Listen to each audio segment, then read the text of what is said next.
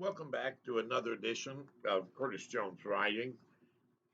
If this is your first time with me, I've been reading one chapter every time I made a presentation of one of my books. I have 14 books. This is book two, and Love Endures All Things.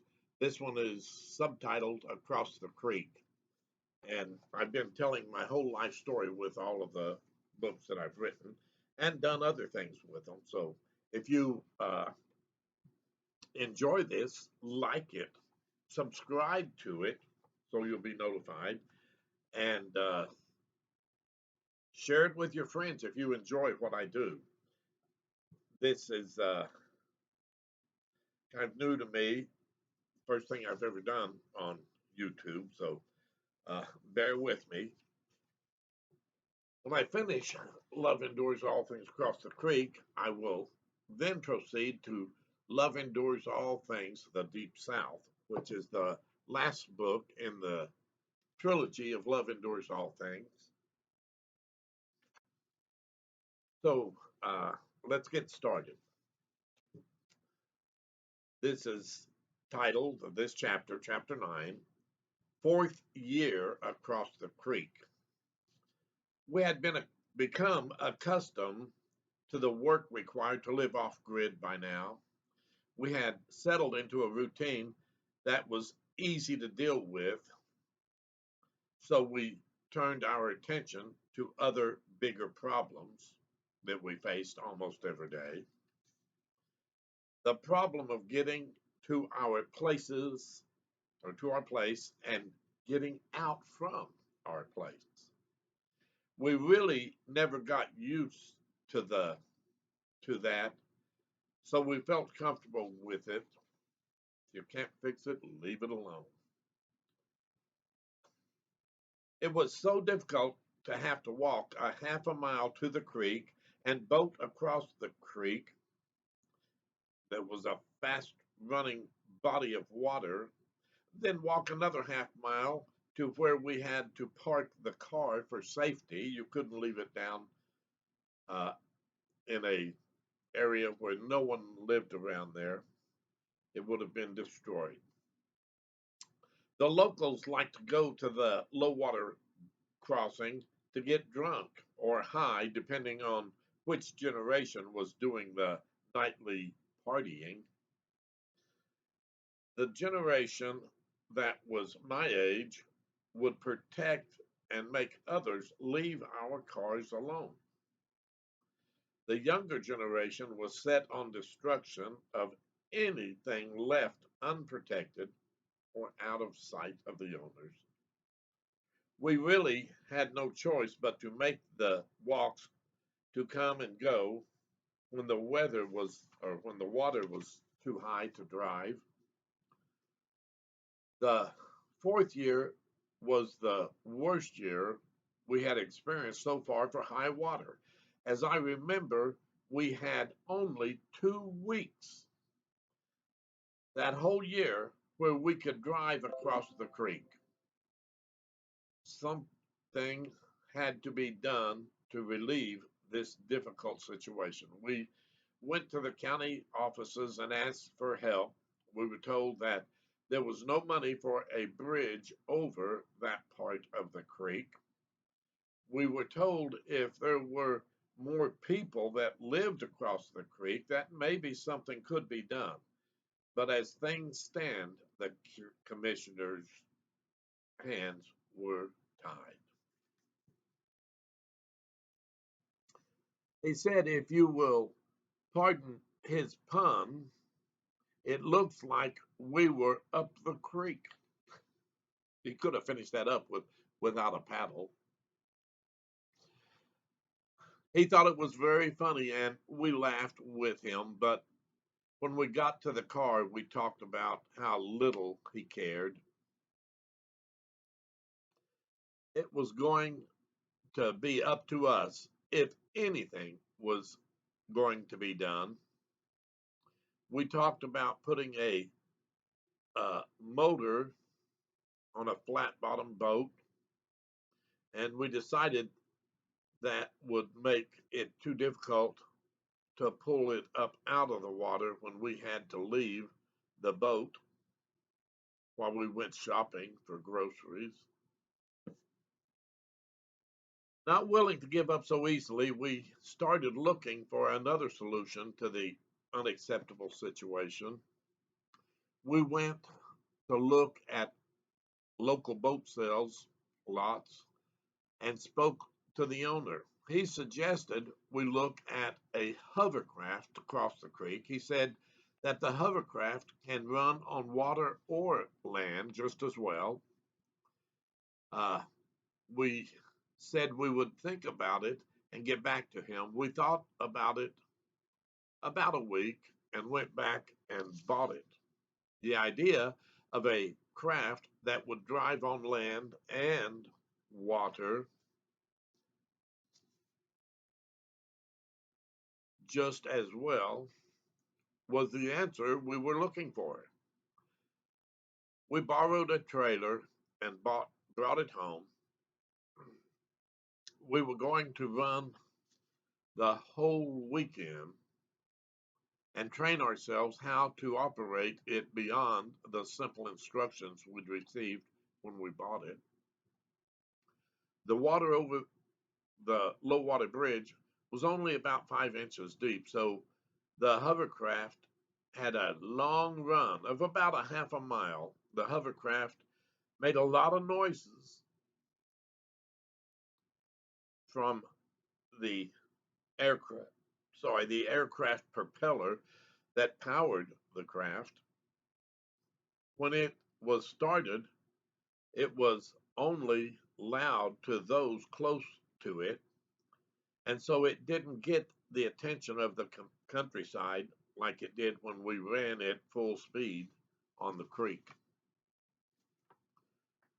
We brought Michelle and Curtis, our two youngest children, with us to teach them as well.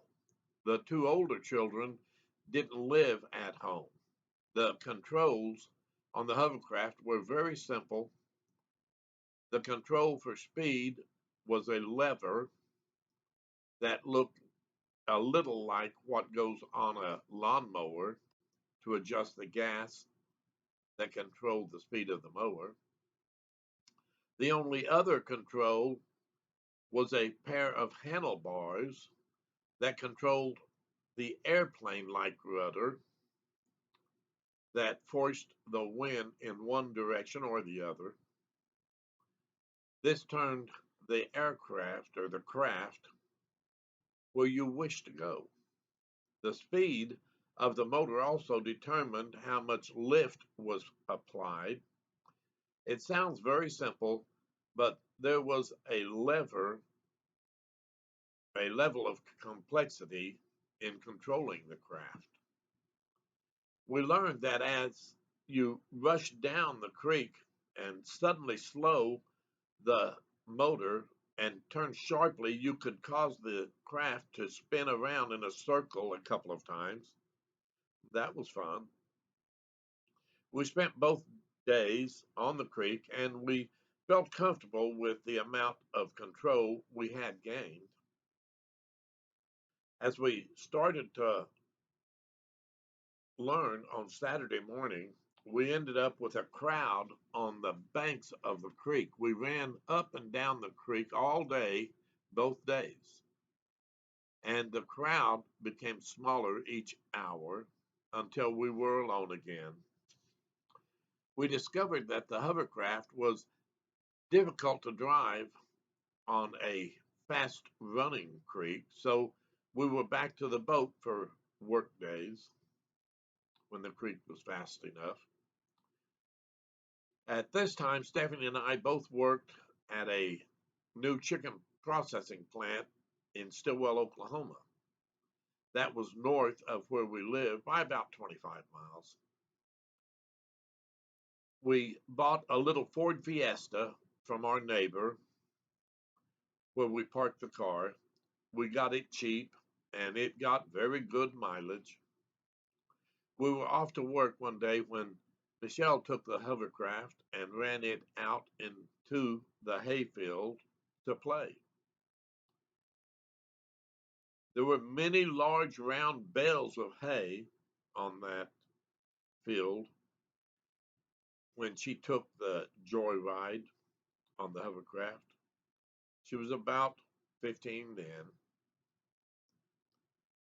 She was running as fast as the craft would go, and she ran into one of the bales of hay.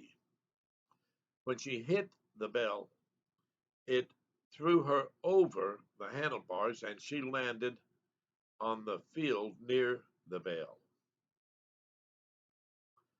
Thank God she was not injured more than a few scratches, but she tore several of the air pockets loose, and the hovercraft had to be at full speed to raise it to get it back home.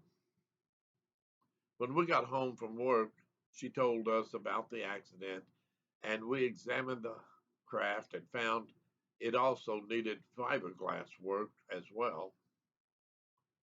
We never took it out without, they never took it out without us again. That gave us a sense of relief. About the time my mom's dog had puppies, we took two puppies home. They were small animals and they hated snakes and attacked them whenever they found them. We never had trouble with snakes again. Michelle claimed the little short haired brown puppy, and Stephanie wanted the long haired white puppy. They both turned out to be very difficult. They're very different dogs. They didn't even look alike. Michelle's dog was called Skippy. He chased every car that came around as soon as he ran, and soon he was run over. We did not know at that time, but it broke his hip joint, and that left his left leg unattached to his hip when he healed. I did not slow down, or it did not slow him down, even spinning up and over his back and hitting his body when he ran. We learned to enjoy the determined little puppy. The injury never bothered him. He still chased cars and he still killed snakes. He didn't change after the injury at all. Stephanie's puppy was called Missy. She was a lady's dog. She preferred to stay inside and was more of a lap dog. Stephanie taught her to make whining noises that sound a lot like words. They were little dogs that caused the bigger dogs, or Chartres, to follow the small dogs into attacking intruding animals. We had a very good security system that we needed before the Dan Holloman event. The little Ford was developing a small leak in the cooling system, so we had to add water often. One day we were on the way to work and the car began to overheat. We stopped on the side of the road where a large puddle lived on that side of the road. It had almost it had almost always been there. We had to dip water from the puddle to refill the radiator, and we drove this car because it got almost 40 miles a gallon, double what everything else we had got. As we worked day to day at the plant in Stillwell, we settled into a routine again. Things went well until just around Christmas time. We were off for a long weekend. On Sunday night, a big ice storm came through, and Monday morning, the weatherman said all workplaces were closed Monday and Tuesday for the ice. Tuesday afternoon, the weather warmed up greatly, and we went from freezing weather to 60 degrees. It stayed warm all that night, and Wednesday morning, when we got up to go to work, when we walked outside, we could hear the creek roaring. We knew that sound meant that the creek was outside of its banks. The warm weather had melted all of the ice, and the creek was deeper than we had ever seen it before.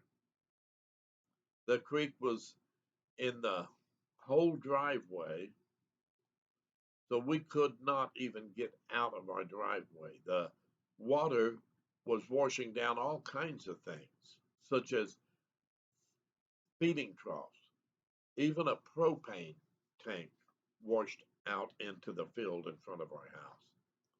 We didn't have any way to call the company to report that the road was blocked by the river. It took 3 days to go down. By Thursday, we were able to cross the creek. We showed up at work at the time we had been scheduled to begin.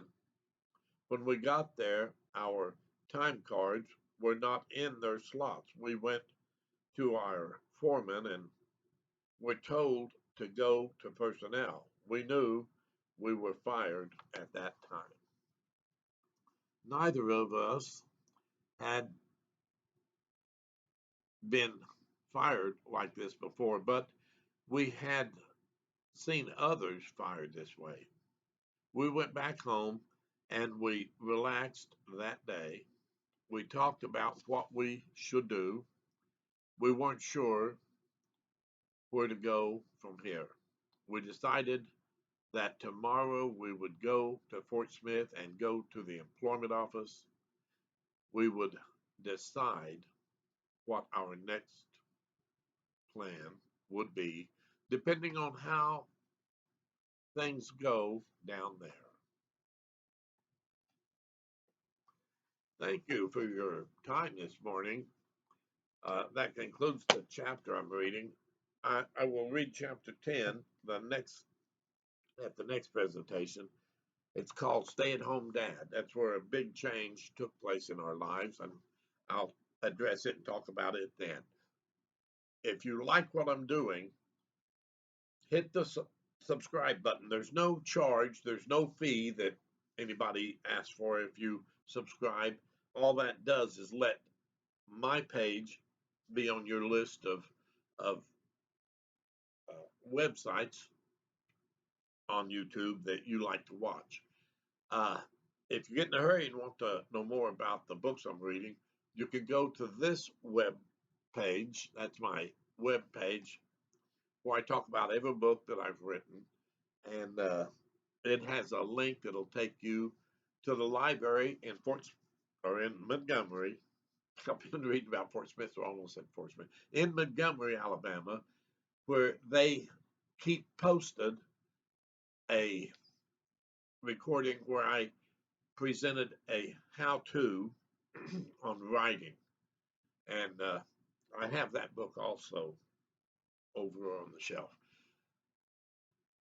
You can find a link that also goes to Amazon where you can order these books in ebook or in paperback, and some of them do come in hardback. I also have a Facebook page.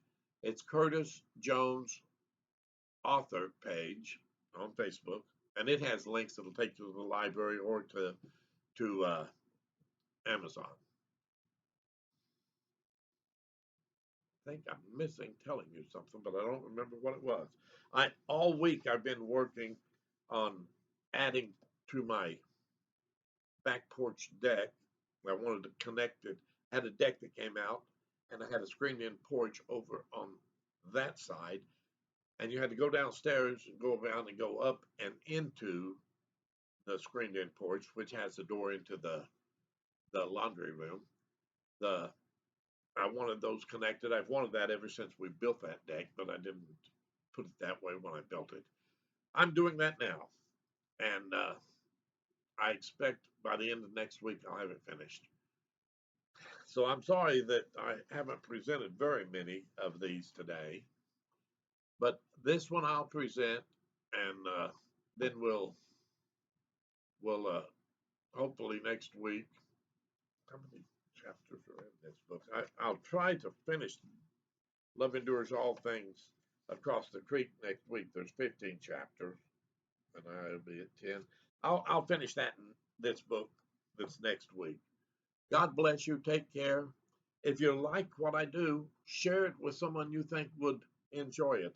I don't use any foul language or any uh, ideas that would be contrary to Christianity or that would you'd want to restrict from children.